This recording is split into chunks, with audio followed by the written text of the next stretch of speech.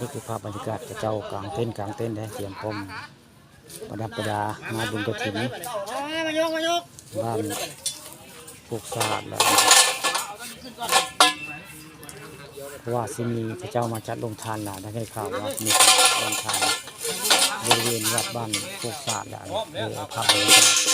พระเจ้ากลางเต้นเตรียมพร้อมไว้พระเจ้าสิจัดลงทานได้วันที่29มื้ออื่นเมื่อพระเจ้าจัดลงทานได้ที่อื่นทำเด่นพระกมาได้มาจัดลงทาน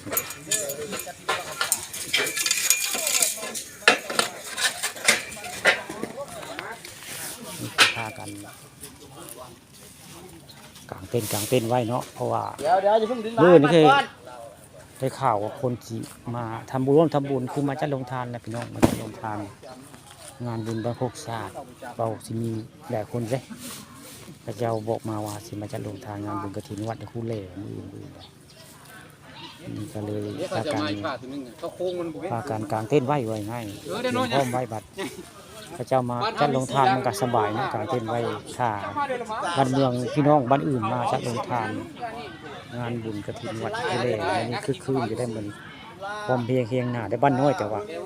พร้อมเพียงเคียงหน้าได้พี่น้องไหมพากัน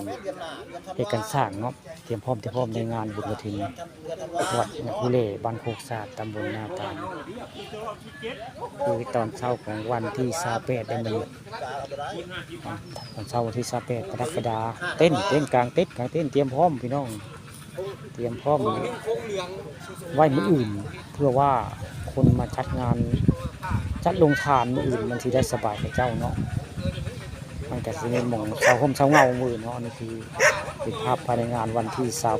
28งานบุญกฐินวัดคู่เล่และมื้ออื่นวันที่29